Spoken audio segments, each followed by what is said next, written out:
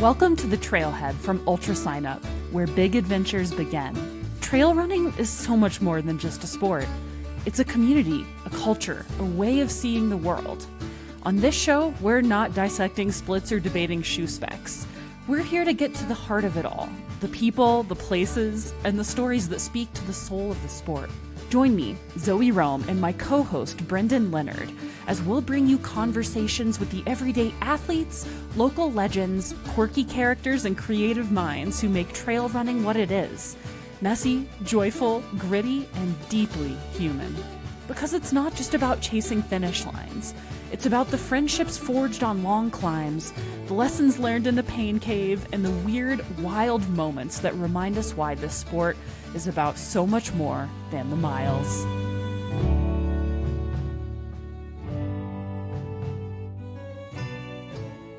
Today, we're going to chat with Tommie Runz, who somewhat recently competed the Speed Project solo. Do you think you could solo the Speed Project, Brendan? Over under on you completing the Speed Project? Maybe. It would not be speedy. But not the at this slow point. project. I don't desire to, but I'm glad he did, because I've been following him on social media for I think a long time, and there's no reason for us he would not have fit on the Ultra Sign Up on the Trailhead podcast.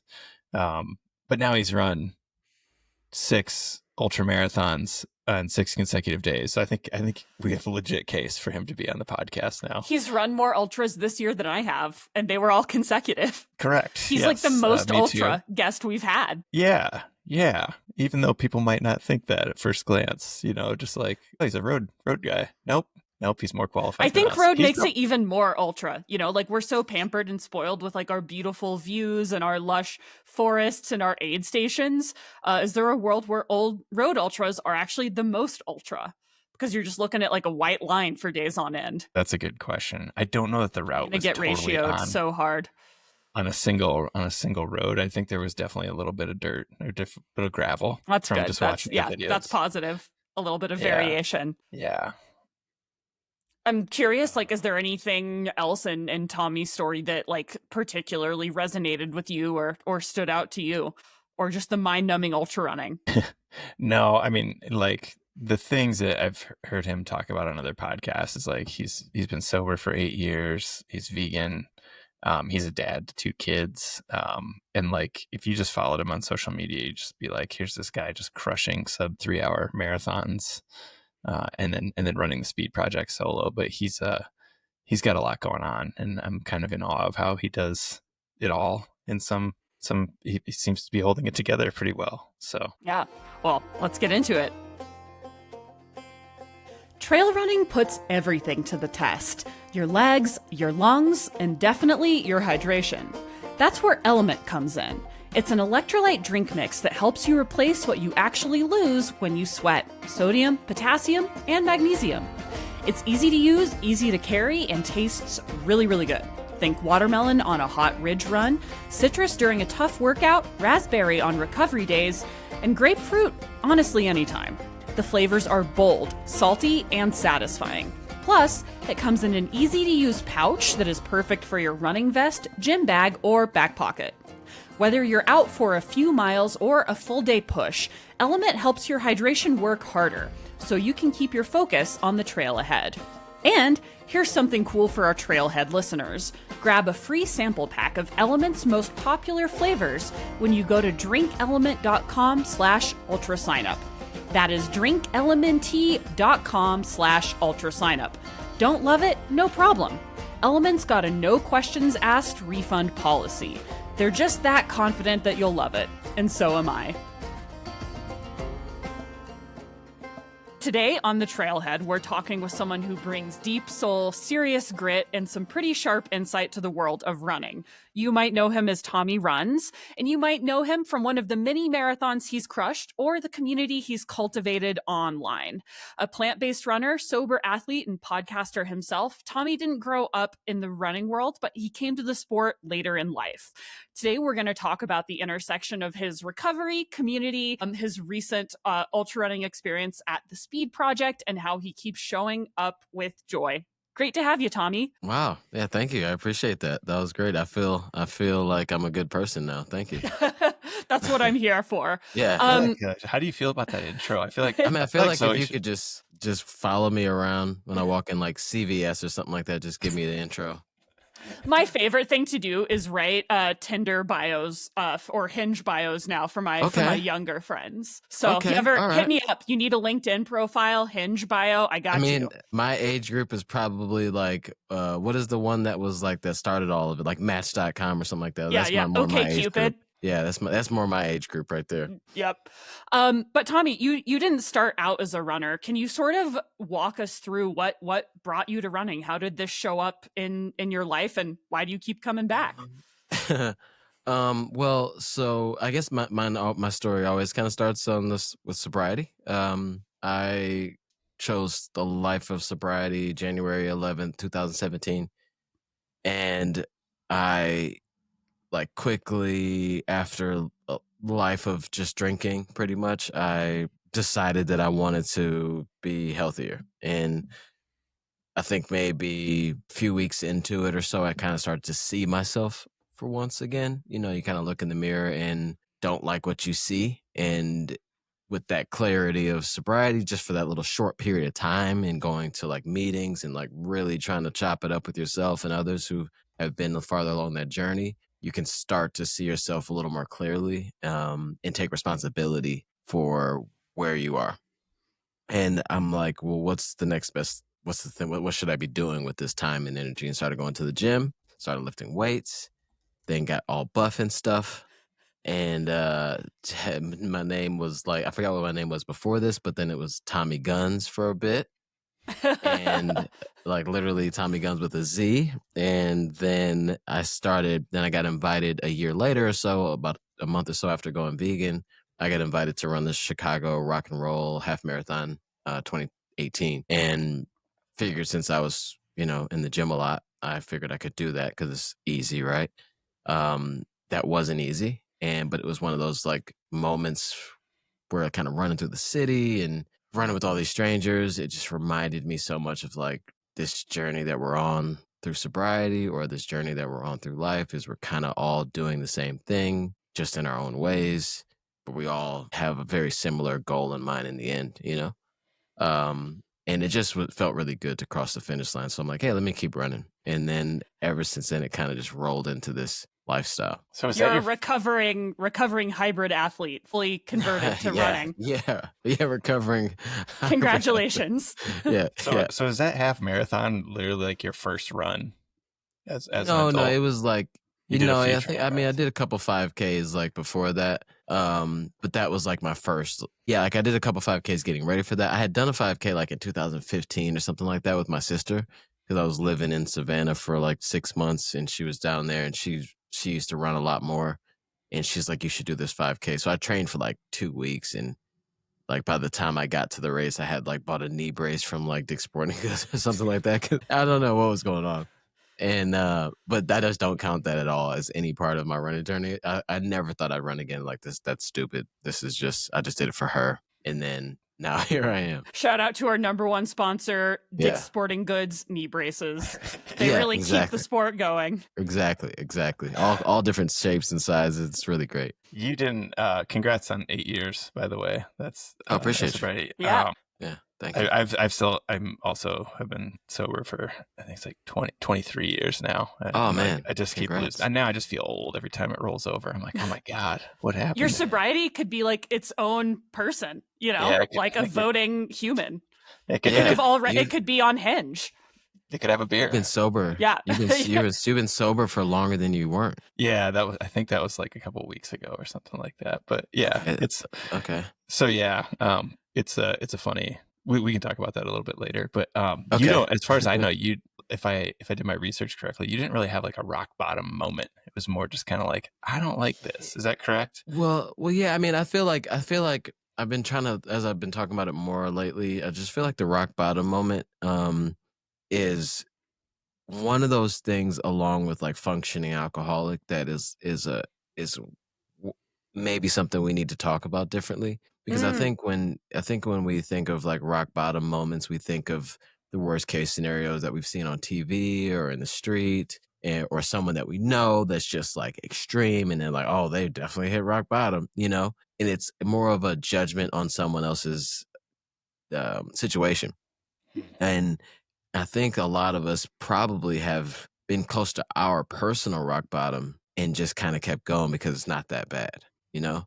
And for me, luckily, it wasn't the same rock bottom as some other folks that had, like, you know, worst case scenarios happened, you know, and lost families, lost jobs, lost contact with kids and whatever else, or worst case scenarios, you know? And for me, though, my rock bottom was just like this constant attempt to try, and almost getting to the point where I'd wake up every day for that last few months. I was like, felt like I was losing every day, you know, just waking up to a loss, just like, oh, well, there goes all my self-esteem and pride and whatever else I thought I was going to have today because we're drinking already and I just can't stop, you know? And luckily for me, I didn't hit the rest of I kind of took heed to that miserable feeling of just like I have nothing left inside, like to give, really. The next thing would have been, for me, I'm fairly sure the next step would have been way worse. And so I think that we should all look at our own personal situations a tad bit differently so we can judge these moments in you know, in a silo or in a bubble. You know, like we have to judge our situations based on who we are, not who everybody else is. And that's also the same thing as like what keeps people from trying new things. Is what other people think is good or bad or ugly, you know? So my rock bottom was definitely mine for sure. And I'm glad I hit it.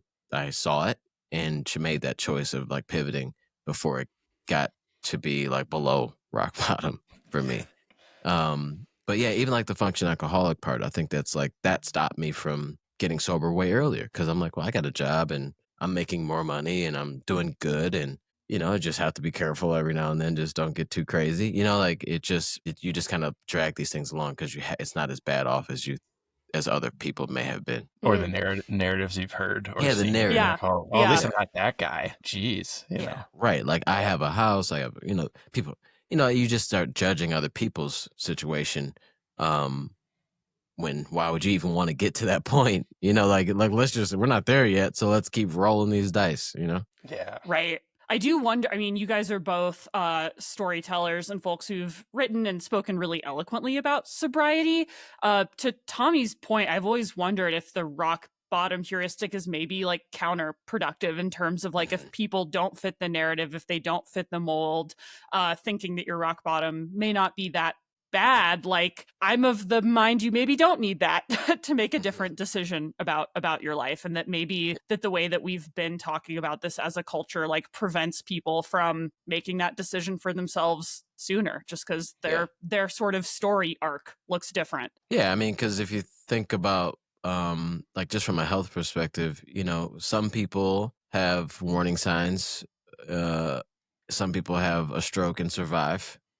Other people don't have either one, and their first time having a stroke, they're gone. You know, like my dad died at 39 of a stroke, and he didn't have. And I've met other people who have had multiple. You know, like you have to. It's sometimes you just have to. You just can't bench it off anybody else, because if in that case, you know, we're just not all the same. We're not made the same. We're not. Our paths aren't the same, so we just have to kind of judge based on what we need and what we want for our lives. You know. Yeah. Yeah. So you made that decision. You were already a dad of 2 kids at that point. Yeah, dad of 2. And you know, it just, and a lot of my decision around that, like my dad's, I was 8 years old when he passed, like, and he was a drinker. I don't know if he's an alcoholic or not, but I'm pretty sure that if he changed his thoughts around maybe rock bottom too, maybe, then he would, you know, maybe be here still. But it's like I knew what it felt like to grow up without him, and I didn't want my kids to have to go through that. But I had I didn't want that any of the time, but like I just needed, I don't know what I needed. I think one time what happened was I ended up like telling the truth like once, and then I told the truth again to the next person I talked to in that process. And then I finally told the truth to like the therapist that I ended up getting sent to, because I was kind of looking for help at that point. And I'm just really glad that I told those like series of like my truths, you know, to be able to like kind of start that process. Because now I look at my kids, and you know, my son's 14, my daughter's 17. And I'm just like really happy to like be able to have like these awkward conversations with teenagers that my dad didn't get a chance to have, you know? Yeah. So they've kind of had like, yeah, they've kind of had like 3 different Tommies as dad. Oh I yeah, guess, yeah, right? yeah. My Like, daughter for sure. My son, like, even though he's like 13, he's 3 years younger, so he's 14. The level of like, they having a boy and a girl is too. It's like it's a wild difference. Like she kind of remembers stuff, and she's like, "Yeah, I remember." He's like, "Yeah, I don't know." Like, I don't know. So Dad, I don't pay that much attention like, to you, what are you- actually. Really? what are you talking about? Do they think you're a superhero now, or are they just kind of Yeah. like, yeah, Dad's just weird, just a weird dude? Yeah, I mean, I don't know. I think I'm somewhere. I think I'm somewhere in the middle of the two, because like it's. I think at moments they're like, "Wow, that's crazy," but then at the next moment it's like, "Yeah, I don't care." You know, it's like, when I did TSP, which we'll sure get to, but one of my friends that was in the crew, like saw that it was like it's just starting to wear on you day after day, like just being out there. And then he put this like just decided he wasn't gonna run much the last day. And I at that point I could care less, like whatever, bro. Like, you know. And he had to run a marathon in 2 weeks after that. So I'm like, okay, maybe he's just trying to preserve himself, right? But he put together like he called all these people, like texted a bunch of people and had put together this like little piece, like little short 3-minute movie thingy, and a bunch of people like my friends, he had my mom involved, he had my kids involved, and they all left this message of like, hey, we know you're out there, we know you're you know, having a tough time or whatever, we're proud of you. And both my kids left really thoughtful like messages. I wasn't surprised about my daughter being thoughtful, but my son was like, he like leaned in. He's like, "Hey, I heard you're having a tough time, so I made this video." Aw. And then he was like, "Just keep going, finish strong," like all that, you know. And to hear them like at that moment, I felt like they thought I was a superhero, which is enough. Like if you expect your kids to think you're a superhero like all the time, then you have another thing coming.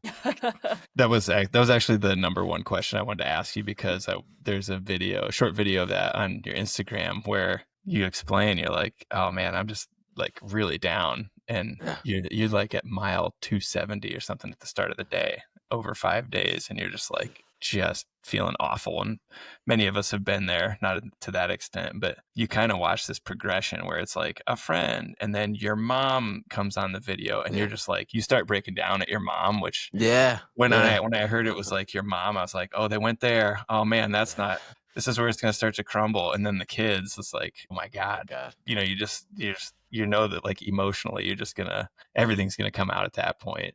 Yeah, I can't wait to. We're putting together a piece to kind of cover the whole thing. I can't wait to like for people to see me like like by the time my daughter got halfway through, like I'm like audibly crying. Oh.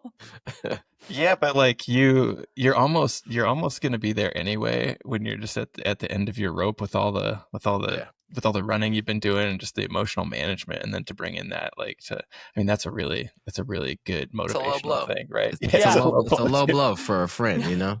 Yeah. I feel like if I'm 270 miles deep, it would just take like a soft pretzel to bring me absolutely to my knees. Wouldn't even need kids, wouldn't even need family involved. Can you remember? Oh, sorry, go ahead. Oh, that's all it took was this. It didn't take much. Oh. Do you remember what it was like? Can you remember the moment of just like having to get out of the van at that point after watching that video, and then being like what did you feel like at that moment? Well, yeah. So at that moment, we were at mile 300, and I just remember getting in the van, like, cause I hit 300, and I was like, you know, when I hit 300, I'm gonna stop, gather myself. And then, so I was like in high spirits, you know what I mean? Like I get in the van, they're like, oh, we want to show you something, whatever. No, like they hand me the iPad. I'm like, what's going on, you know? And afterwards, I'm not saying I felt drained, but I just felt like, I think I felt like empowered, tired, like, and just like the weight of it was a bit heavier, like, and I guess in a good way. Cause it not only told me what I thought like people like at home were thinking about me, you know, but then it also like at that moment, you know, for my friend Ern, and he put that together on his own, that he has, you know, a wife and 2 kids at the house that miss him after 6, you know, he'd been gone for 9 days by that point, or 8 days, that he thought enough in that moment to make that video and put it together and put like a little soft like song over it and all this other stuff. It made me feel like, okay, like I'm doing this. It is bigger than just the miles. It's just definitely different than just like, hey, let's see how awesome I am and how many miles I could run. For him to think that far into like showing support, it just felt good. And I'm like, I got to finish this thing today. I have to. So Ern can go home. Yeah, like it still was literally like, let's get Ern home moment, like, because that was the day like that I finished. I was at 270 or 267 to start that day, the last day, and I finished that day. So 73 miles on the last day, and that was 100% like, we got to get Ern home. And the funny part was like he like, I touched the sign at 3 a.m. and his flight that he booked as we got closer was at 6 a.m. Like, he was like, oh my God. I'm out of here. So you just dropped him at the airport. Yeah, like we took the RV, dropped him off at the airport. Like before we even got to the hotel, we just got in the RV, dropped him off at the airport, gave him a hug, and he's out. Man, Ern just maximizing efficiency there. Efficient. Home the with E his is family. for efficient. Yeah. Great.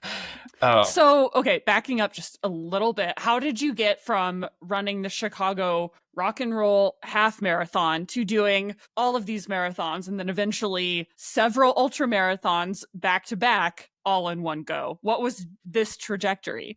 Well, it was kind of so in 2018 I did the half, and I'm like, I liked it and kind of kept pushing that way, and then eventually in that vein, like my cousin was like, yeah, you're not Tommie Guns anymore, you're Tommie Runz. And then so I checked it out to see if that was available. It was. I signed on, so now we're a runner.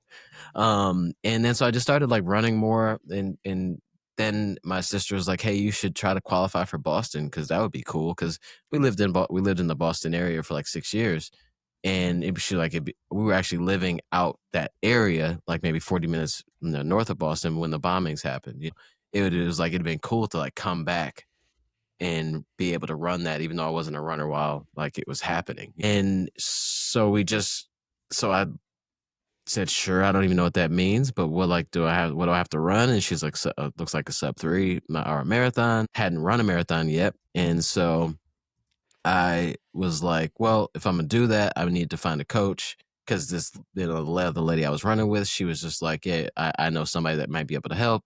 So she linked me up to like Luke Humphrey, and he had someone on his team that he like put me together with, which is Coach Melissa Johnson White. She used to be on Hanson's Brooks when they like first started that up with Dez and all that stuff. And she's still my coach now.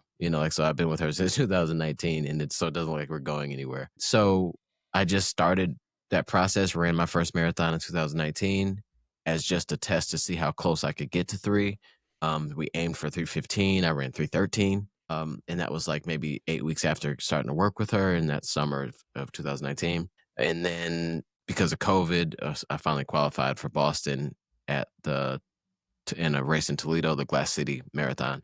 And ever since then, it was just been like this journey of documenting my story.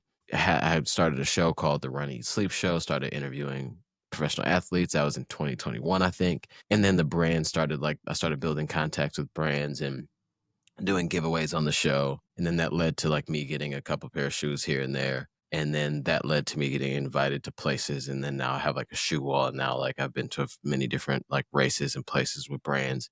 But it's always kind of been, in the beginning, it was kind of about shoes and to see how far I could get in that. But then I started realizing that my value is more in like how I share my story and how I communicate in a different way potentially than like some of the other folks that are still in this space as well. I mean, everybody has like their gift and their voice. And I was able to kind of hone in on mine fairly early. And so I've just been doing that and got invited to different races and really just been taking the opportunities when they come to say like, yeah, sure, I'd love to run this race or that race. And was able to run all 6 majors last year.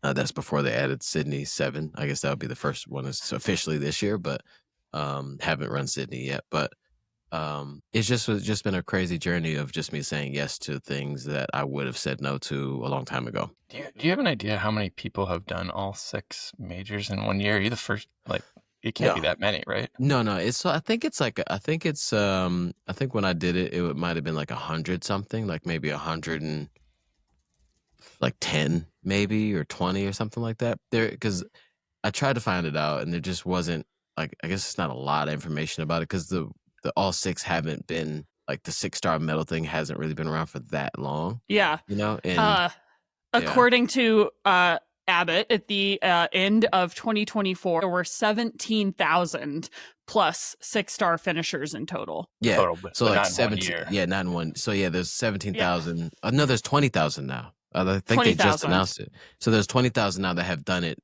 over time. You know, like some people There were 46 in that 46. year. 46 who did Okay, all 6 yeah. in 1 year. Yeah. Yeah, not a lot of So- people. No, for sure. So I think the total was like around like 120ish or something like that. They have done it all in 1 year, and I know a couple of them because they've done it. They've done it like kind of like back to back years, you know, which is kind of funny and cool. But it was just an honor to be able to do it. I didn't start the year off intending to do that.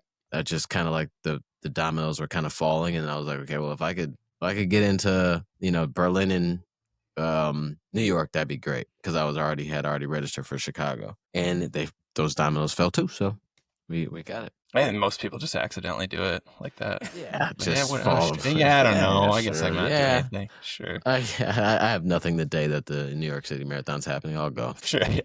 What's the date? Yeah.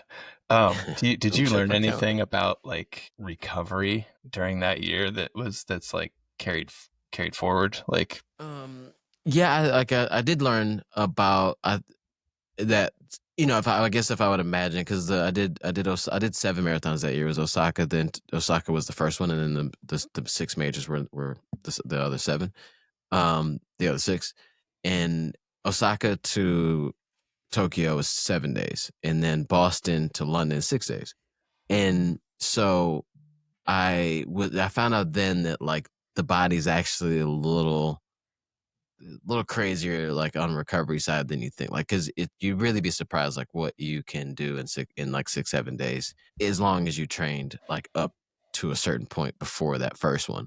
You can like swing back pretty quickly, and I've heard a lot of people run. Like a guy I know I think he ran a PR in Boston this year. I think it was like 2:39, and then he ran like 2:33 in London, which is crazy, and that was a PR for him at 2:39. whoa. Yeah, shout out to Leon in London. But it was I just found out like you can recover quicker than I thought you could. So I think leading into saying like a yes to TSP was maybe that was in the back of my mind somewhere, but I didn't really link the two together, but I still kind of proved myself the year before that like, I could probably do more than I think. Yeah, like how bad could Speed Project be if I just did? Yeah, sure, I'll be okay. Yeah, fine.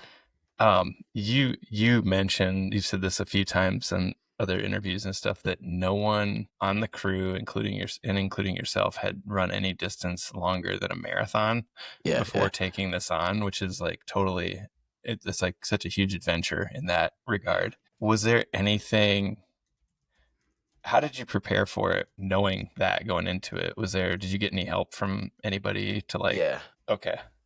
Yeah. So this guy named Malcolm, who he's kind of close to the race now because he's done TSP solo a few different times. LA to Las Vegas a few times I think, and he's done other ones as well, like Crewed or something like that.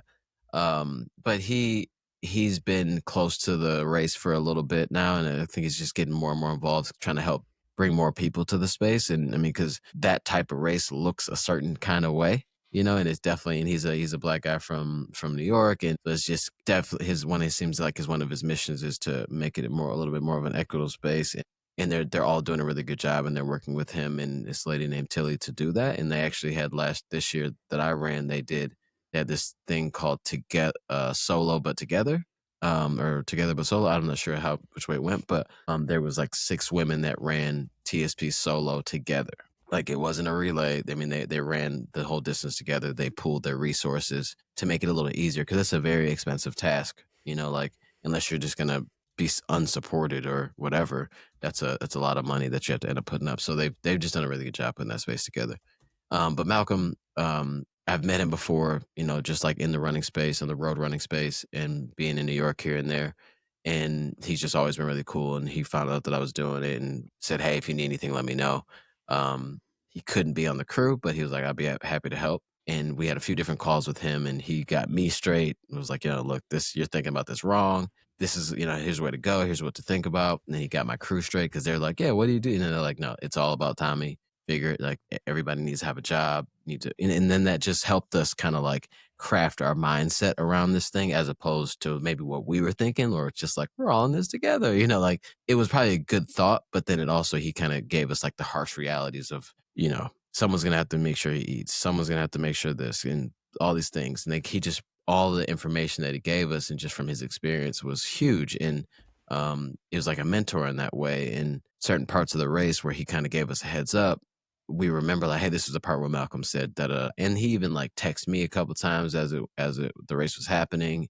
He was in touch with my crew. And a couple times, like I would wake up to a text at like 5 a.m. or 4 a.m. and he'd be like, like, "Let's go, Tommie," like, cause he could see, cause they're kind of tracking you a bit, and he could see where I was. Like, there's a leaderboard. I was not concerned with the leaderboard like at all, but he could just see where I was moving along in distance, and so like he was a huge help, because none of us had any idea what we were doing.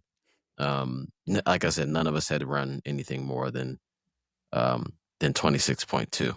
So What do you think that says that you pulled it off with the crew with no experience and yourself no experience? I mean, what do you think that shows other people? I mean, I hope that it shows that, whatever you want to do, I feel like if you do the work, and kind of humble yourself before it and just put in the work, I think you can pull whatever it is you want off. And that's like what marathons show me too, though, like is the training for it. If you put your head down, do the work, week, 5 weeks out, you feel like, I don't know how I'm going to shoot for this time. I can't even hold this pace over 6 miles, let alone 26. And you end up pulling it off though, because like, it's just kind of magical, like what a process and some belief can get you, and I'd want people to look at it like, I don't want people to say like, "Oh, I got to do this race one day." I mean, that'd be great, and go ahead, have fun. But then I also hope that people say like, "Oh, I can run a marathon, or I can run 5K, or I can run 10 miles, or I could do anything else, just name it," That's what I hope people get from it, is just the ability to just go after it. What surprised you the most about this process of undertaking the speed project solo? I'm assuming you must have learned so much, but yeah, I'm just curious what surprised you about it. I expected a lot. I think I don't know, not much like again, I'll say this. So the surprising part about it all was how like incredibly supported I felt in this endeavor that's called solo. I knew I had a crew going with me. I knew that the people I had going with me I could trust. Like, I knew all that, and I knew that I would feel supported, but I just didn't expect to feel like almost the most supported I've ever felt as, an adult, or even like a young adult, because there's never, you don't have the ability as a normal person in the world. Like, you don't have the ability to have 6-7 days where everything around you, everything you're doing is for one thing, everybody around you is doing the one thing that you're doing, and they're all there for you. It was just really beautiful like moment, and it was just like life-changing. I actually was like, I was driving, I just dropped the kids off this morning, I was driving home, and I literally prayed that I don't ever lose like the gratitude that I felt in those moments and after that, because we're human nature, we kind of dull on things as it goes away, and the time passes. And certain things, I just feel like we have to be more intentional of remembering and holding closer. Yeah. Do you now owe those people like you need to help him move a couch, or like Yeah. what do you got to like Yeah. donate I a don't know, kidney, bro. or like I don't know. Like, and I don't If know what I anyone gotta do wants these a people. totally shot kidney, hit me up. Yeah, you're right. If you want something that can Bargain last you at basement least 300, organs. I got about 300 more miles on this one. Just an absolutely tattered liver.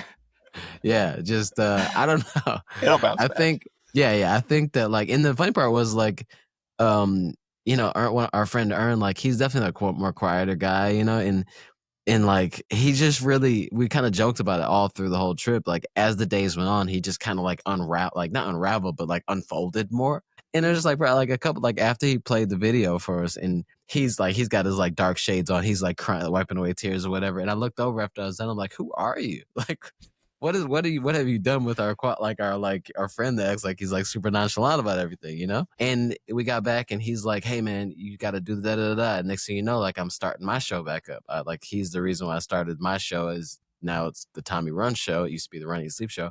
Hadn't done it in a year, and he's just like, I think that now's the time. And he got all these ideas, and I'm like, well, looks like you're going to be the producer of the show. Like you're in this now too. So like I just feel like there's certain moments where you make connections with people, especially in deeper connections. And I think it's our job to figure out what that means and make something like meaningful from it. Like I heard a lady quoted me, or she quoted on my show, lady named Kayla Jeter. She said that she prays for God to reveal the purpose and the purpose of all of this. Like she prays for purpose and the purpose of all of this, like in that, those two different things, and that's, I think that's where I'm at right now from it. And so hopefully the purpose of all 5 of us being together is that we have a lifelong connection of something. Yeah. On a less serious note, did you find any really good 24-hour vegan diners on the route you were running? No. Yeah. Huh. The cool part was that Dante, she ran a bunch. No, she ran 122 miles that week. Wow. And I think the most she'd ever run was like 50 something. Whoa. In a week. Wow. And Ern ran 109. But every time that Dante ran with me, for some reason it was always the uphill portions. So like Ern would start off the days in the morning, and then it would be like he'd run. It just seemed to be always flat. As soon as she started running with me, we'd be going up like, we'd climb 1,500 feet in like 10 miles. You know what I mean? Something like that. But she actually she's vegan as well, and so she cooked like the whole time, like full like spaghetti lentil thing, all this stuff. So I ate very well. I didn't have to. Only thing I ate like maybe was out of a restaurant was fries one day, because I was like, I need fries. But that was it. You do. Yeah, you need fries. Fries are just essential. Can you DoorDash along the route? I wish, what? I didn't even think about that. You know what? That would have probably been incredible. But famous Dean Karnazes pizza delivery thing. Yeah. I wasn't hip to that. Like I'm really new to the trail space. So like being on a trail podcast is kind of funny. Yeah. Were there, I noticed you definitely were. So there's like the eating of French fries while running. There's some footage of you using trekking poles as you're running. Oh yeah. Was there anything? Those are like my second set of legs. Right. Yeah. Was there anything else that you adopted for the Speed Project that you hadn't used before or hadn't tried before because of the distance? Sunscreen. I'm not saying that I haven't never worn sunscreen, but I don't wear sunscreen that much, and so that was like, because we were just outside so long, like it just like, hey, we need some sunscreen, and I wore long sleeve shirts the whole time, even like on the really hot days. Like I started off with a long sleeve shirt and just decided like, hey, maybe more protection from the sun is a good thing. I don't know, and then it just decided to keep on pushing with that. Like even when I wore a short sleeve shirt, I'd wear like those racing sleeves, arm sleeves. That like I brought just in case and threw those on. So that's something that I wouldn't normally do. But yeah, and the poles were so helpful. Even if I just only had one, because I just didn't feel like carrying both of them or something like that. Like those are huge. And I kind of think about it every now and then when I'm running now. Yeah, I feel like I'm like, damn, I feel like I'm missing something. Like, am I supposed to security blanket? Yeah, just run 4 miles with walking sticks. Yeah. I mean, obviously, just covering that many miles is such an undertaking. I'm curious, like, what the specific challenges you encountered were. Like, what were the hardest parts of this extremely hard thing? Like what was like hardest moments in the race, or Yeah, just like yeah. in general? Oh yeah. So like I keep saying like it felt impossible like before. It felt impossible while it was happening, and like it still feels like it's impossible now that it's done. But like the first day and the last day were probably the first day. Like I passed out. Like we stopped at this hotel because we're like, hey, let's just stop at a hotel with the first night, and I like almost passed out in the lobby. Like I thought it was fine, but something I don't know what was going on, but I'm like, I got to my hotel room. I was like, I can't do this. Like I'm already, like I was day one. This is 64 miles, the longest I've ever run in my life. I can't do this again. And then the next morning you wake up, you're like, all right, here we are. Coffee, let's go, And then I definitely had like hip issues, like day 2.5, like 3, that made day 4, 5, and 6 terrible. So that day 6 in the morning when I was like, we're like at 267. It took me, I keep saying us, it took me maybe 2 hours to make it 1.5 miles because I just kept like I couldn't really walk and it just hurt too bad. So I'd go back in the trailer and sit down and did that back and forth. And they finally were just like, hey, we're here with you. Cause I was trying to like, we could just drive. I didn't say that, but we could just drive to Vegas because the pool party's still gonna happen. Like it's not like no one's gonna be ashamed of me, We could just quit the shenanigans, get Ern home. And I wanted them to see that I needed that, and they didn't want to hear it or see it. So we just worked it out, and then I went from like not being able to run that, like even walk that morning, to just kind of running. That was the moment that was like the hardest because I really, really, really didn't think that I was going to be able to finish, and if I did, it would have been. I thought it was going to be like Monday, instead of. I just knew we were going to be out there for 2 more days, but. It worked out. I'm glad we didn't quit. That's some tough love. That's fantastic. Yeah. Those are good friends. So the funniest part, like as I wasn't obviously in the trailer when they're having conversations about me, like talking about me behind my back, but so apparently Dante was the one, and that's kind of why I invited her too. I knew she's like tough on me, period. But then but she like I knew she would be very regimented, and obviously she's good at cooking, so that's great. But I knew she'd be like kind of that like managerial like role, like automatic. And come to find out like that like was it legit. Like the more I'd be limping and all this stuff, moaning and groaning, but Ern was like, maybe we just take a little nap, maybe we should just let him stop for a bit. And everybody else is like, yeah, he looks like he's really going through it, all the guys. And she's just like, no.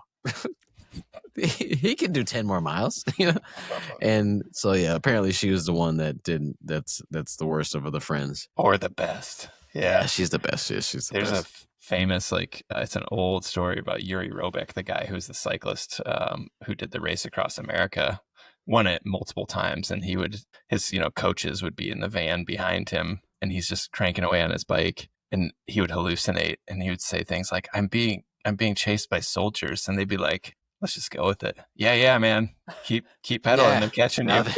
They're after you. And it worked, I guess, for him. But yeah, that's some tough love, psychologically. Yeah, for sure. How the kids will say dream blunt rotation, right? And it's like it's the updated version of like your like ideal dinner party. Yeah. What is your dream blunt rotation / dream crew configuration? Because I feel like you got pretty close here, and now you know. No, so the dream crew, the perfect crew situation is Olu, Ern, Dante, and Shannon. But I think my dream one, oh man, I think I like living, my mom. dead, fictional, real. Okay, so Scott Jurek, my mom, Dante has to be there again. How many people can I have? Unlimited. It's TSP. Unlimited. They can bring a second vehicle, really. Mm-hmm. It's funny because mine's also Scott Jurek and your mom, so this is perfect. Yeah. We could share a crew. Yeah, wait till you have Dante's food. You're gonna be like, dang, 3 out of 3. Fourth, I think we'll do Killian. I'm not sure if I can understand what he says, but I feel like it would be good to the vibes. Yeah. Yeah, the the vibes. energy. Plus, he's very compact, which is helpful for travel logistics. Yeah, I feel like he knows. I feel like he may know what he's doing. Yeah. I think I got to go with Courtney Dauwalter too. Damn, powerful lineup. Yeah. I think that's it. So you've completed the speed project. You've assembled your dream non-fictional crew. Okay. Do you think you'll be coming back to the ultra distance, or are there lessons from the speed project that you think you'll infuse into the 26.2? Like, have we, I think my thing whenever we bring roadrunners onto the podcast is like, have we successfully converted you? Do we need to send a follow-up missionary to your house? I think the follow-up missionary may be needed and helpful. I think, so for the road running thing, I think that what I take away from that is the training for this one. I mean, I was like over 100 miles for like 4 weeks in a row. Wow. Which is way more than than I had ever done. Like that month that I ran TSP, the total was like 614 miles for the month. It was like included like the lead up to it. So like I think going back to road running and marathons, I want to lean a little bit more into that, more of that volume. And it just means that I have to have a different mentality around pacing for those training runs, especially the easy runs. But then also, like, as soon as I finished this race, I'm like, I'm not sure if I would do this again. But if somebody said, "Hey, we'd love to invite you to run this 100-miler and give me like 4 months," I would definitely do it. Yeah, I feel like you experienced some similar levels of I feel like I could. Darkness and pain, but also just like it would only take a day, and just a little shorter. Yeah, just a little shorter. It's actually pretty chill compared to TSP. So yeah, exactly. It's like running it's like saying if you run a full marathon, it's like why would you not want to run a half? Yeah. Right. Same thing. That's exactly what it's like. Exactly. Same thing. Yeah, and you've got the ultra mindset. Like, I always know I'm in too deep when I'm like running a race. And I'm like, oh, only a couple more marathons to go. This is easy. The home stretch. That's it. Yeah, it's insane. Do you need to wrap it up, Zoe? Yeah. Any final questions, Brendan, before we wrap things up? The one I had was like you were raised by a single mom from age 8 on. This is completely irrelevant it doesn't flow with the conversation at all, but I was wondering if you just talk about what it was like to have her as a role model and if she's still a role model for you. Oh no, this is super on brand for me. She my mom's was like, she was part of a lot of the, like, she's come to like almost all the marathons with me except for Chicago. She hadn't made it to that one with me yet, but she's just amazing, and she's definitely still a role model of mine. But growing up with her, and she she was taking care of my sister and I. My sister's 7 years older than me. Like seeing the way that she didn't really complain about much, really just put her head down, did everything she needed to do. And it wasn't like one of those, never got that feeling of just like kind of just getting by. Like she always walks into a space and seemingly like finds herself in these moments of like leadership or opportunity that just didn't seem like they were there before. And I feel like she just is she's one of those like forward people, like just keep going forward, and like push through doors that maybe weren't even doors.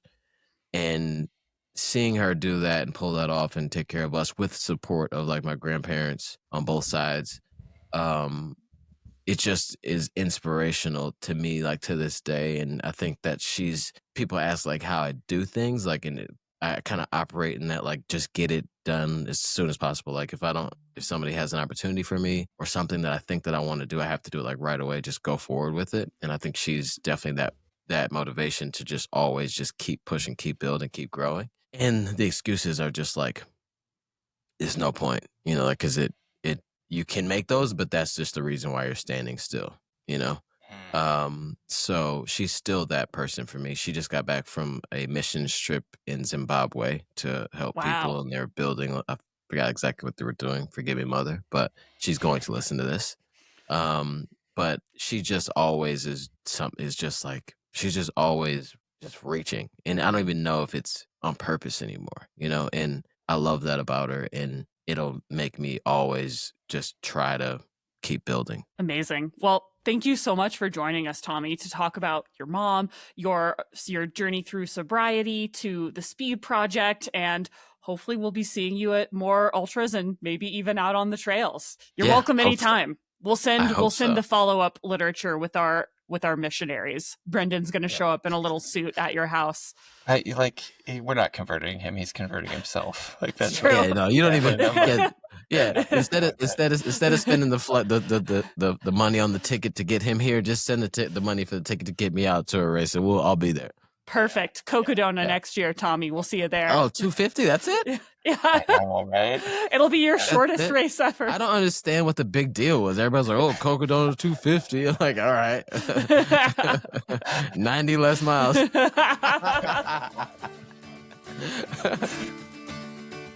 If you're looking for a sweet September race, check out the Kismet Cliff Run. The Beast of the East takes you 13 miles through New Hampshire's famous White Mountains, with over 2,000 feet of climbing and incredible views of the Presidential Range, Pemi Wilderness, and beyond. It's one of the toughest and funnest trail half marathons out there.